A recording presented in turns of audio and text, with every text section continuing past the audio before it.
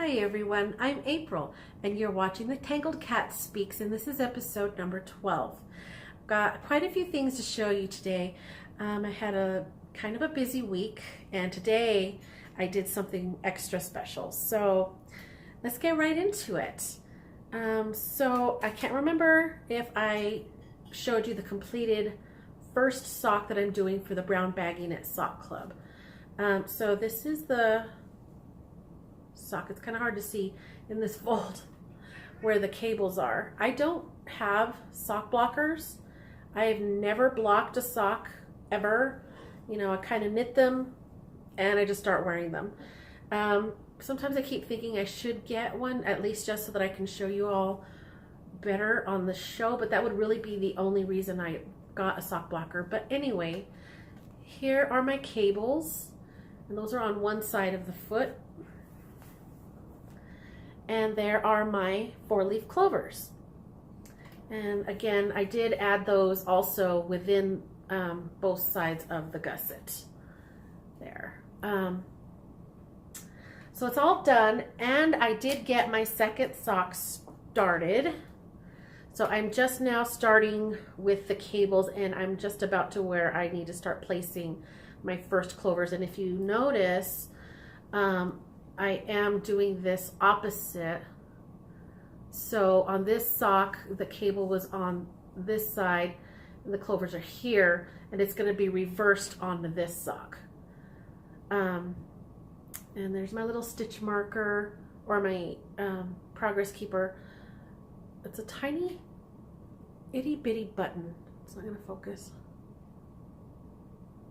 I don't remember where I got that. It was attached to something that I ordered off of Etsy ages ago. I don't remember which store it happened that put that in the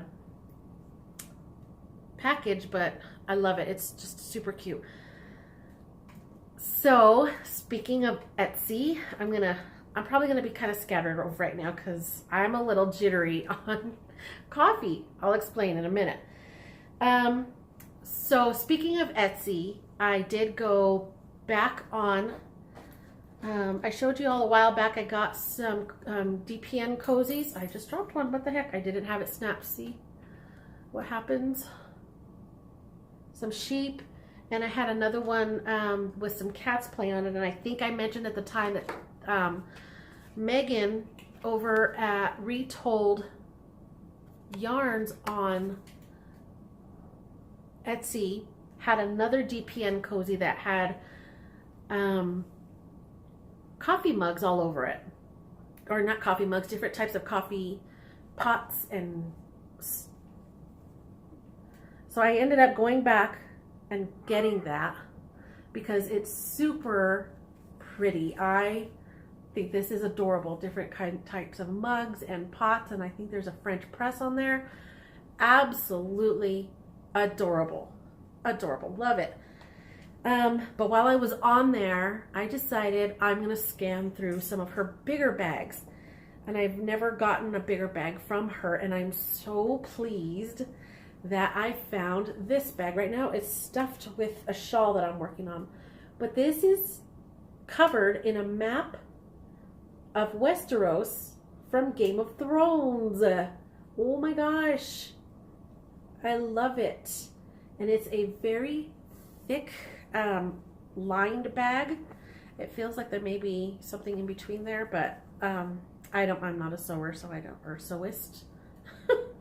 But it definitely is a nice thicker bag, and she's got the two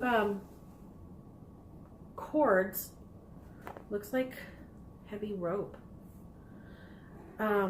for the drawstring. It's just a perfect size. I love this so much. I fell in love with it online, and then when I got it, I was like, oh my god, it's so wonderful. And then the inside is this pretty gray speckled fabric, and there is a decent sized pocket on the inside, and it sits flat, stands up, perfect. I love it. So yeah, I'm going to be keeping an eye for what else she comes up with. I really like the fabrics that she gets. So that's that.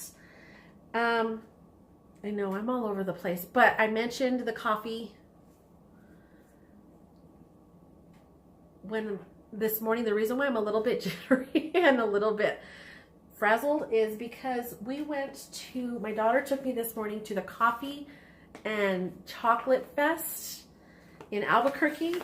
I ended up walking away with 2 pounds of coffee. One is a Ethiopia, they called it Ethiopia, and the other they called Black Magic. And these were some coffees that I had tasted as samples, and oh, they're so, so delicious. This one had a little bit of a chocolatey flavor, and this one had a little hint of blueberry. It was very, very interesting, and they smell amazing. That whole place smelled amazing.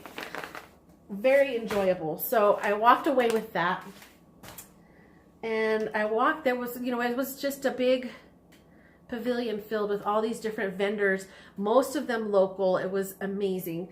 They had a lot of chocolatiers there. There was this one in particular that I fell in love with, and I bought one truffle because they were kind of pricey, but I bought one truffle and I ate that like immediately. It was a vanilla mango truffle, and her chocolate is so pretty. The way that she decorated her truffles is just amazing. And her name is Marissa Baxter of Truffles in Paradise. But I'm going to insert here a couple of pictures of the truffles that my daughter and I bought. She bought one for herself and for her boyfriend, and then we bought the one for myself.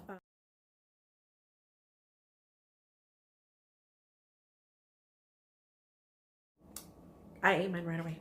It's gone, but it was so good. It was very mango flavored, just tasty. But beautiful, beautiful work with her chocolate. She's just amazing. So the other thing that I stopped and got was something that I didn't expect to get.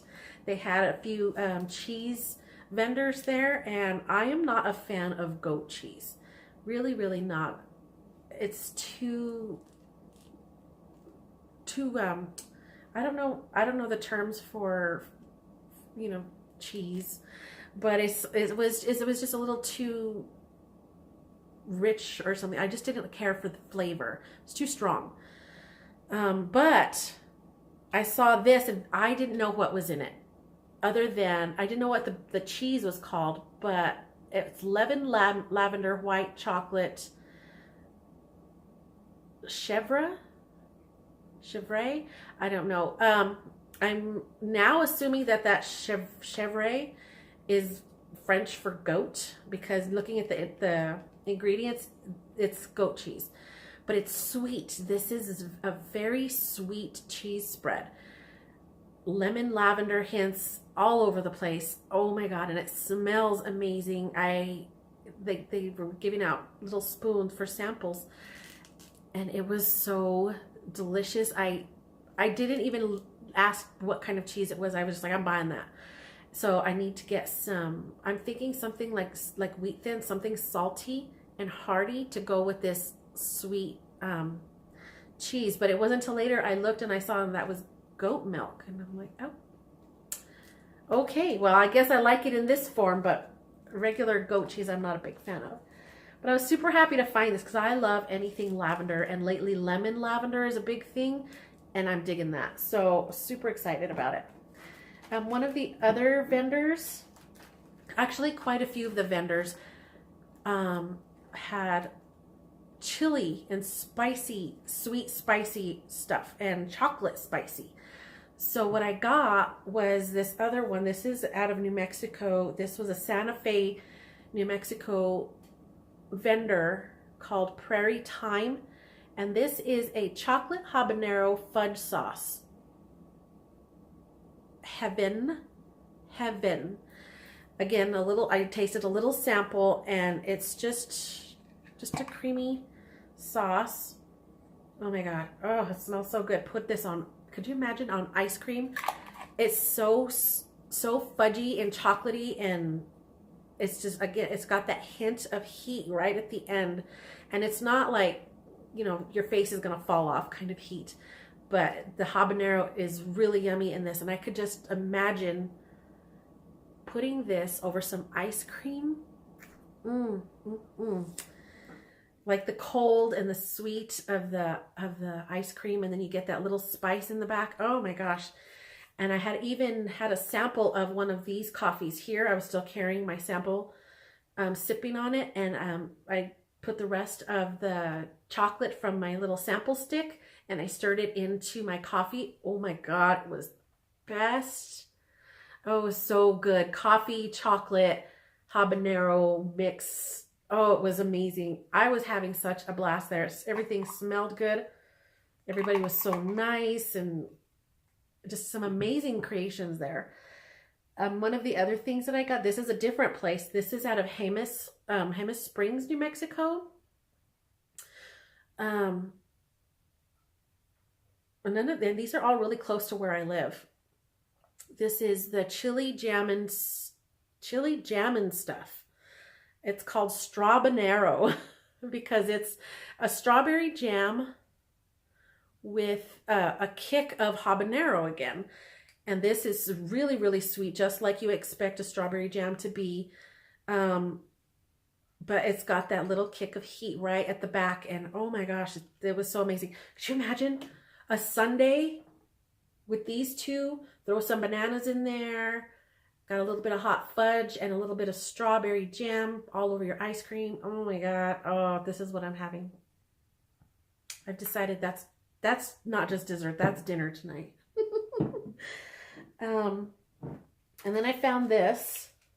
This was at the same vendor for the chili jam and stuff. I don't know if it's actually out of the same place. It is. It says New Mexico Taste of Tradition. So it's a New Mexico vendor. Oh no, this is called Armor Chocolates, but they are also out of Jemez Springs. And this is, again, I got the habanero chocolate and raisin, and they called it Raisin Hell. I haven't opened this yet. I wanted to try it with my son, but look at the picture. It's, you know, it explodes off the top of the thermometer, and I'm a little scared because I am kind of a wimp when it comes to hot stuff.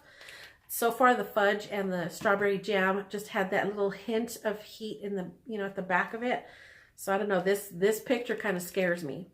So we'll see. But hopefully it's going to be just as delicious as the other two. I'm going to save that for later.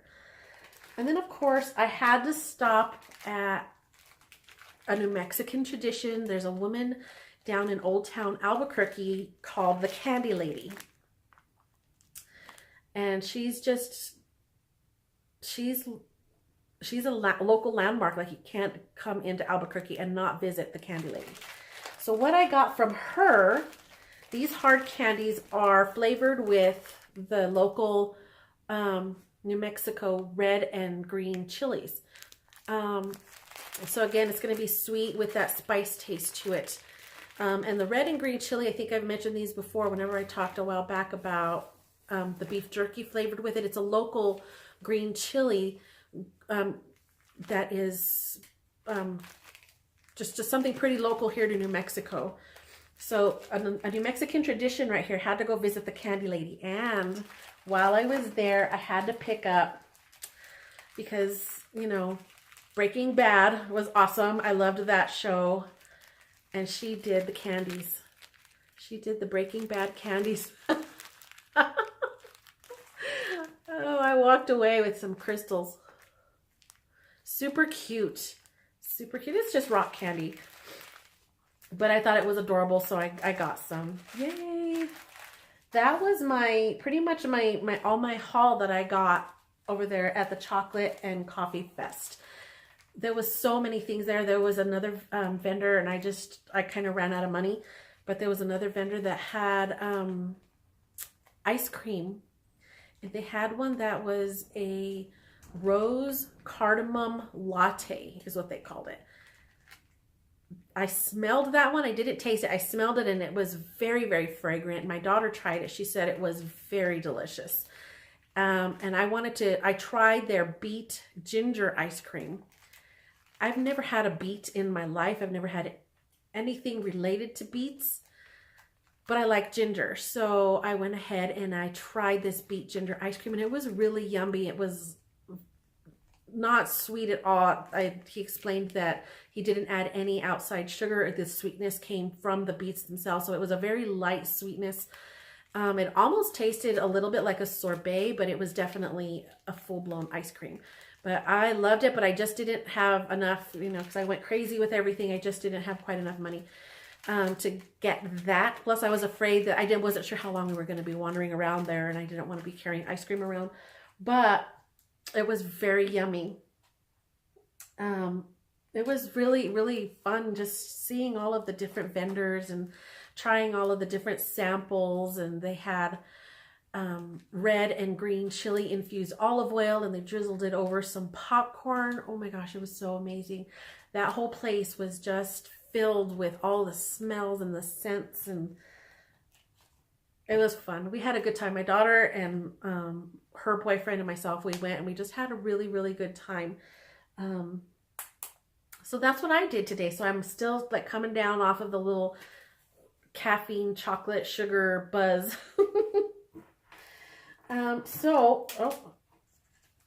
Let's get back to Etsy.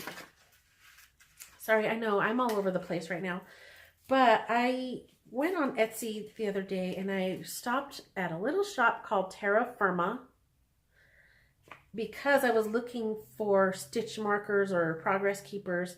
And this one I found, she sold them in a set, and she's got them on a ribbon with a little clasp.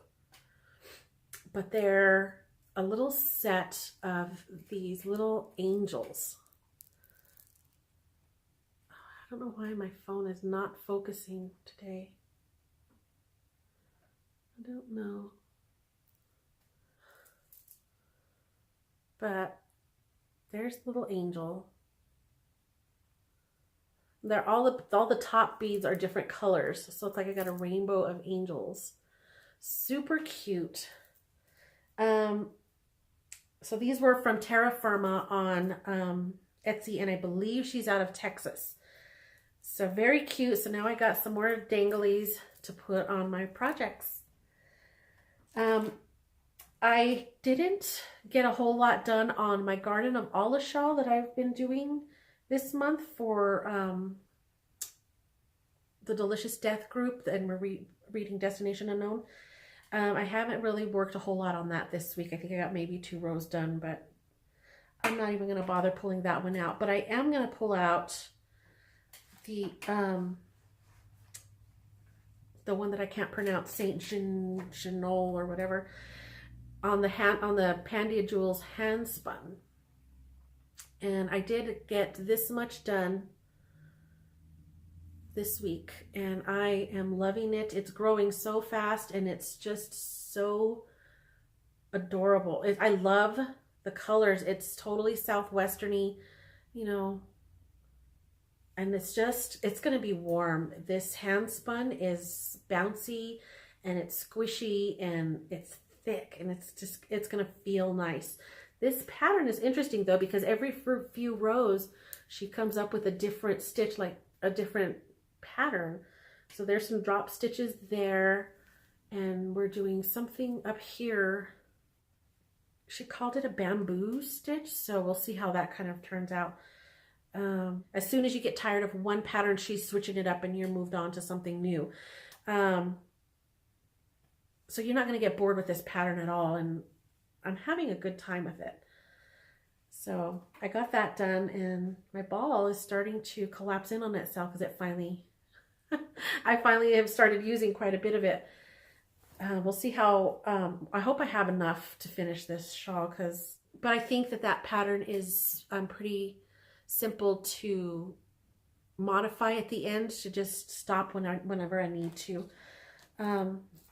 Because she does put in, you know, you do change from pattern to pattern to pattern as you go along. So I think if I just stop in a transition spot before I move on to another pattern, then I can adjust it if I feel like I'm running out of yarn. So that's good. And then the last thing that I really kind of wanted to show you, I talked about, because I need another project started. But I was mentioning the Turbulence Shawl by Josh Reichs-Rabinski, and he was doing a collaboration with 3 Irish girls. So it's called the Turbulence Shawl, and it's a mystery knit along, and it just started a couple of days ago. So the colors, just to refresh your memory, the colors that I was using are the gold from 3 Irish Girls. This is a stroll eggplant, and it's called Indie Dyer Super Sock, and this was the Aztec colorway. So these are the colors that I had chosen, and I barely started this last night, and so far it's looking good. So far I'm really loving the colors and how they play together. And like I said, Josh Reichs-Rabinski is really good with color play and color work and interesting constructions. So far, what I've got, there's an I-cord edge here. Looks like we've got some eyelets, and just this section here was a really interesting, it was just really interesting the way that he had you knit it, because the direction of the knitting is completely going opposite. Yeah, he totally changed directions, and then somehow you magically are put back onto the correct direction. It's just really cool. And as I'm knitting it, I kept thinking, how does somebody just come up with this? It's different. I'm loving it, but I'm awed by his talent. And you really should check him out, Josh Reichs-Rabinski. He's just an amazing designer, and I don't hear a lot about him on Ravelry, and I think that everybody should know about him, and everybody should check out his patterns, because he's just an amazing talent. So that's what I'm doing. I'm working on this. I just started it, and I'm going to take my time on it. I'm not going to try to keep up with the knit along, because I've got so many other things going right now, and I just don't want to give myself the extra pressure of having to knit on a deadline. I've learned to let that go if I don't keep up, because it used to be whenever I would join knit alongs, I would get so stressed out. Oh, I'm not keeping up, I'm behind, and I would just totally miss some of the enjoyment of the knitting. But it's okay. It's all right. I'm going to let it go. Something else that I did this week. Okay, I think I mentioned a while back when on my first episode maybe, that I have been watching Walford Pearls, and that she does, she's a spinner, and I never thought that I would ever want to spin, because it's just so time consuming, and I'd rather just knit all the things. Look what she did to me. I bought fiber. I went on Etsy again, and I went to Walnut Farm Designs. There's the little paper. And I bought a 4-ounce braid of comb top fiber, and it was they called it Aurora Borealis was the colorway. And I started, and I bought it, and it came with a drop spindle. It was a beginner kit, the fiber and the drop spindle. And I've been watching YouTube videos like mad, just trying to figure this out, and it's horrendous. It's thick in places, it's thin in places. Some places are completely over twisted, and I've got some that are a little bit under twisted in there. But it's a learning process, and I don't know that this is something that I'm going to suddenly keep doing and be a spinner, but I needed to try it. Watching videos from Walford Pearls, just her knowledge and her love of it is just, I don't even know how to say it. She just totally mesmerizes me, watching her and listening to her, and just, she's just so knowledgeable. She's up in British Columbia, Canada, but I just love watching her podcast here on YouTube. So she did it. This is what she did to me. So I'm excited. I did notice though that, I don't know, I have an old injury in my shoulder. So this may be another reason why I may not be 100% into spinning, at least with a drop spindle, is because, you know, you've got to kind of hold your arm up and draft the yarn as the spindle is twirling down on the bottom, and just having my shoulder up here. I think I spun that little bit. It took me about an hour and a half one night. And the next day, my shoulder was aching like crazy. So I don't know that drop spindle spinning is going to be something I'm going to continue to do, but I had to try it. I had to jump in and just do it. So yay, that was exciting. It's fun, and it is kind of cool to see how it works. And I just keep watching all these other videos, and it's a good time. I'm having a pleasant experience watching it. I do know that if I continue doing this, I'm going to have to practice a lot, because this is a hot mess. And then I keep thinking, and I still got to go back and ply this. Ooh, I don't know. But the colors, look at the colors. Walnut. I don't know if this is fiber that Walnut Farms dyed themselves, or if they sourced this from somewhere else to add into their kit. But it's absolutely gorgeous, and it really does reflect the name of the colorway. Aurora Borealis really is. That's what it makes me think of.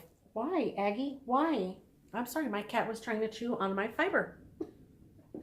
Very rude. So one last thing that I'm going to show you. I think I said that a minute ago, but I lied, because I remembered I was wearing this cowl. It's not a cowl. It's a shawl, but I'm wearing it as a cowl. This is the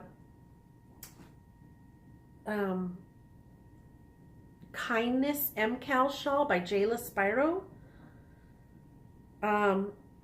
I chose to do this shawl a while back because, again, I do read Agatha Christie novels with the Delicious Death group on Ravelry, and one particular month we were reading Murder in the Mews.